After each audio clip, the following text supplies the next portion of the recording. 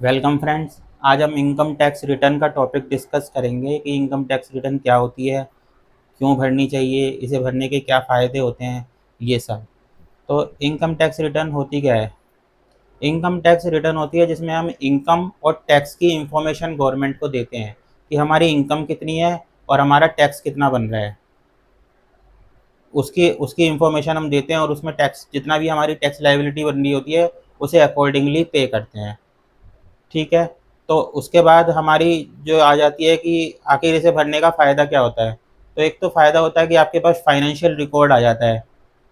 अगर आपको बैंक से लोन लेना है वहाँ पे आप दे सकते हैं, अगर आपको वीज़ा की एप्लीकेशन देनी है वहाँ पे दे सकते हैं।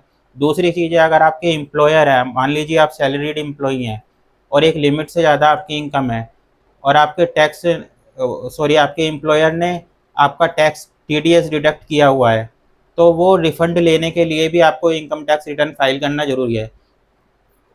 ठीक है। तो नेक्स्ट टॉपिक है कि इनकम टैक्स रिटर्न फाइल करना और इनकम टैक्स पे करना दोनों अलग अलग चीज़ें हैं।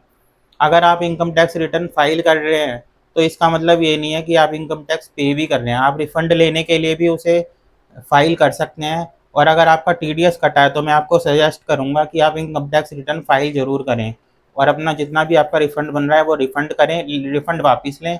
और अगर आप कोई टैक्स लाइबिलिटी बन रही है तो वो टैक्स लाइबिलिटी अकॉर्डिंगली पे करें। Thank you.